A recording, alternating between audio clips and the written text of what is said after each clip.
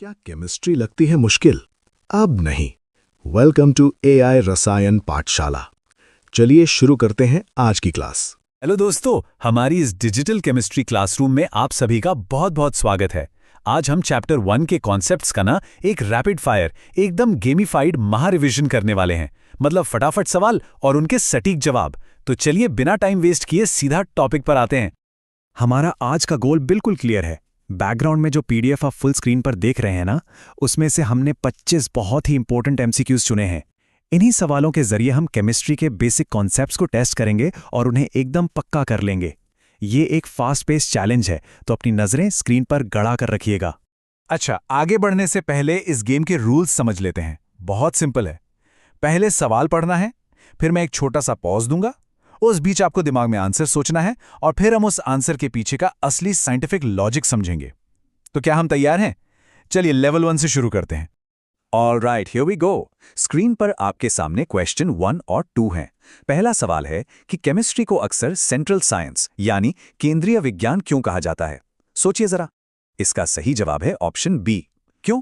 क्योंकि यार केमिस्ट्री एक ब्रिज की तरह काम करती है, जो फिजिक्स, बायोलॉजी और एनवायरनमेंट जैसी अलग अलग फील्ड्स को आपस में जोड़ती है। अब दूसरा सवाल देखते हैं। कार्बन और उसके कंपाउंड्स की स्टडी किस ब्रांच में होती है? इसका एकदम सटीक आंसर है ऑप्शन डी, यानी ऑर्गेनिक केमिस्ट्री। इसी में हम कार्बन की उस खास बॉन्डिंग को पढ़ते हैं जिससे हमारा डीएनए या फिर प्लास्टिक जैसी चीजें बनती हैं। चलिए नेक्स्ट क्वेश्चन पर चलते हैं। क्वेश्चन 3 बहुत ही प्रैक्टिकल है। ये कैंसर के इलाज में इस्तेमाल होने वाली लाइफ सेविंग ड्रग के बारे में है। गेस किया आपने? सही जवाब है ऑप्शन बी, सिस्प्लैटिन।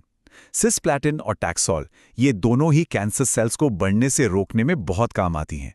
और हाँ, याद रखिएगा कि AZT एड्स की दवा है, कैंसर की नहीं। अब क्वेश्चन 4 पर आते हैं। मैटर के किस स्टेट में अट्रैक्शन फोर्स सबसे ज्यादा स्ट्रांग होता है? बहुत ही बेसिक सवाल है। जवाब है ऑप्शन ए, यानी सॉलिड। ठोस चीजों में पार्टिकल्स एक दूसरे से इतने कसकर बंधे होते हैं कि उनका शेप और वॉल्यूम बिल्कुल फिक्स रहता है। वो अपनी मर्जी से इधर उधर घूम नहीं सकते। अब कंपाउंड और मिक्सचर यानी यौगिक और मिश्रण का ये जो डिफरेंस है इसे समझना बड़ा इंटरेस्टिंग है। क्वेश्चन 5 पूछ रहा है कि पानी और नमक क्या है? आंसर है ऑप्शन बी, यौगिक। देखिए, जब 2 या उससे ज्यादा अलग अलग एलिमेंट्स एक फिक्स्ड रेशियो में केमिकली जुड़ते हैं तब कंपाउंड बनता है। जैसे H2O हमेशा 2:1 के रेशियो में रहेगा। वहीं क्वेश्चन 6 में हमसे होमोजीनियस मिक्सचर यानी सममांगी मिश्रण का एग्जाम्पल पूछा गया है। सही जवाब है ऑप्शन सी, पानी में चीनी का घोल। क्योंकि यार जब चीनी पानी में घुल जाती है तो वो पूरी तरह मिक्स हो जाती है, कोई अलग लेयर नहीं दिखती, एकदम यूनिफॉर्म। ऑसम! लेवल 1 हमने सक्सेसफुली क्लियर कर लिया है। अब हम एंटर कर रहे हैं लेवल 2 में। यहां बात होगी laws of mass and proportions के, यानी उन बेसिक नियमों की जो हर केमिकल रिएक्शन को कंट्रोल करते हैं।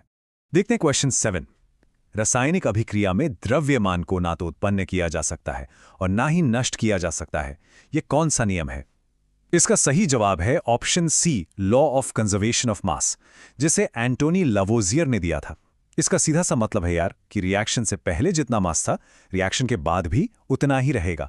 अब क्वेश्चन 8 को देखिए। प्योर पानी में हाइड्रोजन और ऑक्सीजन का रेशियो मास के हिसाब से हमेशा 1:8 ही रहता है। यह प्राउस्ट के किस नियम को साबित करता है? जवाब है ऑप्शन बी, स्थिर अनुपात का नियम। मतलब पानी चाहे बारिश का हो, नदी का हो या आपके घर के नल का, वो हमेशा H2O ही रहेगा और उसका ये 1:8 वाला रेशियो कभी चेंज नहीं होगा। आइए देखते हैं कि ये लॉज आगे कैसे काम करते हैं। क्वेश्चन 9 कहता है कि कार्बन और ऑक्सीजन मिलकर CO और CO2 दोनों बनाते हैं। ये किस लॉ पर बेस्ड है? इसका आंसर है ऑप्शन सी, गुणित अनुपात का नियम। डाल्टन के हिसाब से जब 2 एलिमेंट्स मिलकर एक से ज्यादा कंपाउंड बनाते हैं तो एक एलिमेंट का फिक्स्ड मास दूसरे एलिमेंट के अलग अलग मास के साथ एक सिंपल होल नंबर रेशियो में जुड़ता है। जैसे यहां ऑक्सीजन 1:2 के रेशियो में है। क्वेश्चन 10, जेरेमियाज रिचर का वो कौन सा नियम है जो केमिकल इक्विवेलेंट्स की नींव रखता है? इसका सही जवाब है ऑप्शन बी, व्युत्क्रम अनुपात का नियम। इसमें क्या होता है कि जब 2 एलिमेंट किसी तीसरे एलिमेंट के फिक्स्ड वेट से रिएक्ट करते हैं तो उनके खुद के बीच भी एक फिक्स्ड रेशियो बन जाता है। अब यहां थोड़ा सा पॉज लेते हैं ताकि इन चारों इंपॉर्टेंट लॉस को हम एक साथ मास्टर रिकैप के रूप में देख सकें। और इसी से जुड़ा है हमारा क्वेश्चन 11। समान ताप और दाब पर सभी गैसों के समान आयतन में अणुओं की संख्या समान होती है। ये स्टेटमेंट किसका है? बिल्कुल सही सोचा आपने। इसका उत्तर है ऑप्शन डी, एवोगैड्रो। इसका मतलब है कि अगर टेम्परेचर और प्रेशर सेम है तो चाहे आपके पास हाइड्रोजन हो, ऑक्सीजन हो या नाइट्रोजन, एक फिक्स बॉक्स के अंदर सभी गैसों के मॉलिक्यूल्स की गिनती बिल्कुल बराबर होगी। है ना कमाल की बात? चलिए, अब इन बड़े बड़े मैक्रोस्कोपिक लॉज से बाहर निकलते हैं और चलते हैं माइक्रोस्कोपिक वर्ल्ड में। Level 3, story of the atom, यानी परमाणु की कहानी, महर्षि कणाद से लेकर डाल्टन तक। तो क्वेश्चन 12 है, किस प्राचीन भारतीय दार्शनिक ने सबसे पहले उस पार्टिकल को परमाणु नाम दिया था जिसे और नहीं तोड़ा जा सकता? साइंस की हिस्ट्री के लिए यह जानना बहुत जरूरी है।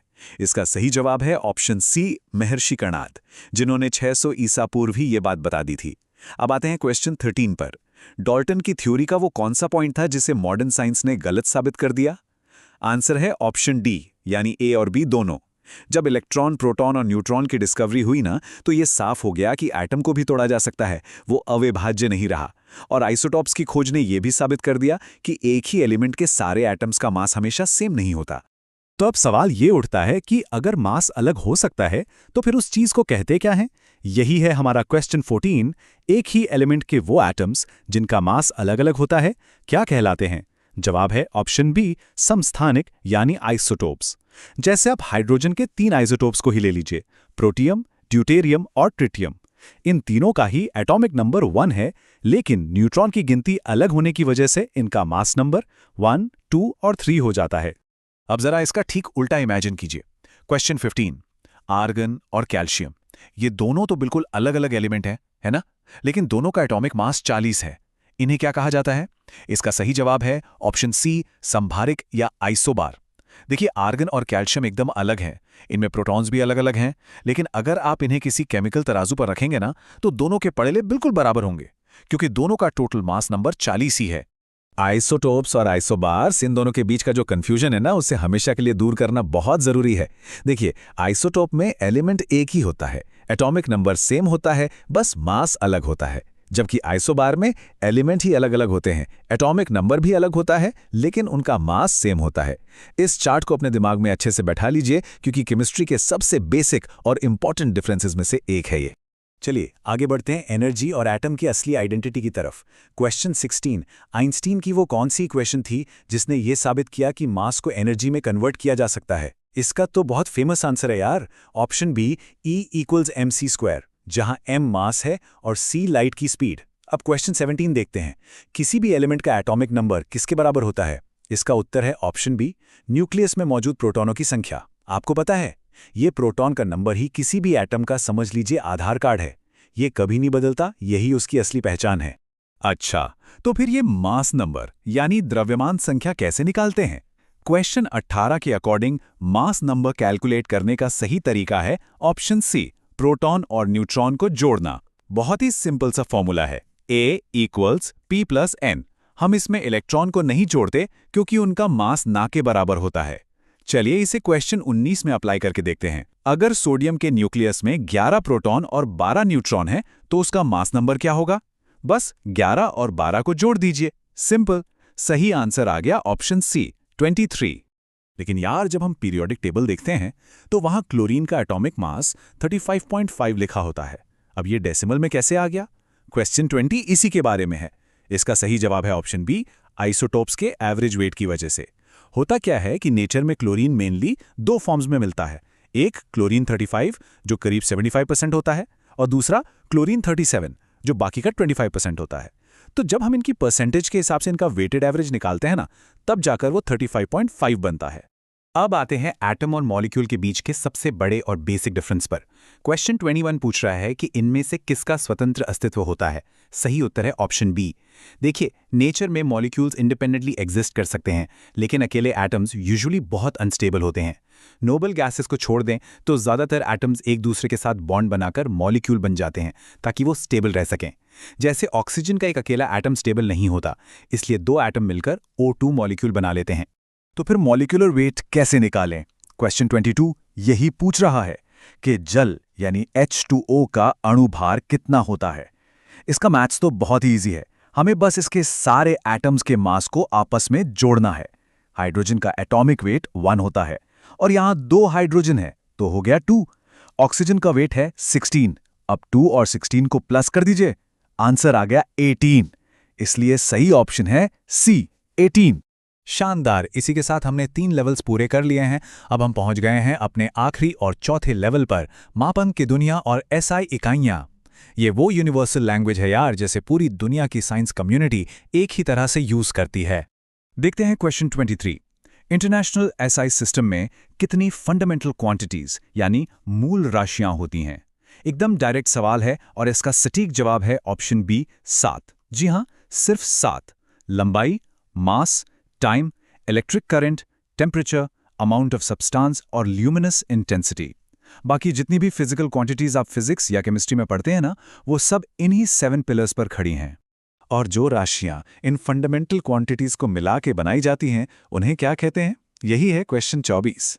एरिया, वॉल्यूम और डेंसिटी किस तरह की राशियां हैं? सही जवाब है ऑप्शन सी, डिराइव्ड क्वांटिटीज यानी व्युत्पन्न राशियां। जैसे मान लीजिए, जब हम लंबाई को चौड़ाई से मल्टीप्लाई करते हैं तो हमें एरिया मिल जाता है। मतलब 2 मूल राशियों को मिलाकर हमने एक नई डिराइव्ड राशि तैयार कर ली। और अब हम आ गए हैं अपने आखिरी सवाल पर, क्वेश्चन 25। साइंस में किसी भी मेजरमेंट का वो लास्ट डिजिट जो थोड़ा सा अनसर्टेन होता है और इंस्ट्रूमेंट की लिमिट को दिखाता है, उसे क्या कहते हैं? इसका सही जवाब है ऑप्शन बी, डाउटफुल डिजिट या संदिग्ध अंक।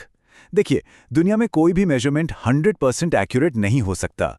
अगर किसी वेइंग मशीन पर 12.3 ग्राम लिखा है ना, तो जो आखिरी का 3 है वो उस मशीन की एक्यूरेसी लिमिट पर डिपेंड करता है। उसमें हमेशा थोड़ी सी अनसर्टेनिटी, थोड़ा सा डाउट रहता ही है। बहुत बहुत बधाई आप सभी को, हमारा आज का मिशन कंप्लीट हुआ।